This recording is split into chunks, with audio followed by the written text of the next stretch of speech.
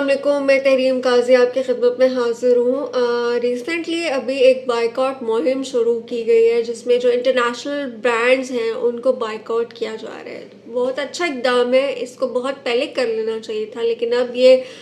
بحیثیت مسلمان ہم سب لوگوں پر فرض ہو گیا ہے کہ ہم ان تمام مصنوعات کا بائیکاٹ کریں جو کہ ہمارے فلسطینی بھائیوں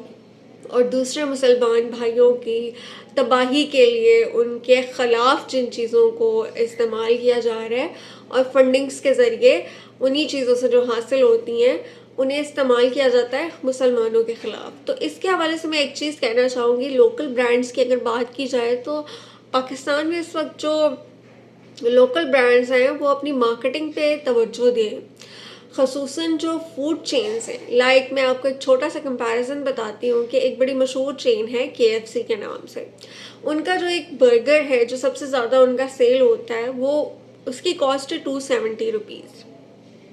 اب اگر ہم پاکستانی ایز کمپیئر ٹو جو برانڈز ہیں ان کو اٹھا کے دیکھ لیتے ہیں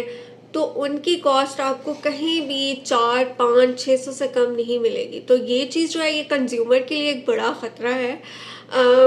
کیونکہ کنزیومر کی جو جیب ہے اگر وہ اس کا خرچ برداشت نہیں کر پا رہی تو وہ الٹیمیٹلی اسی طرف جائے گا۔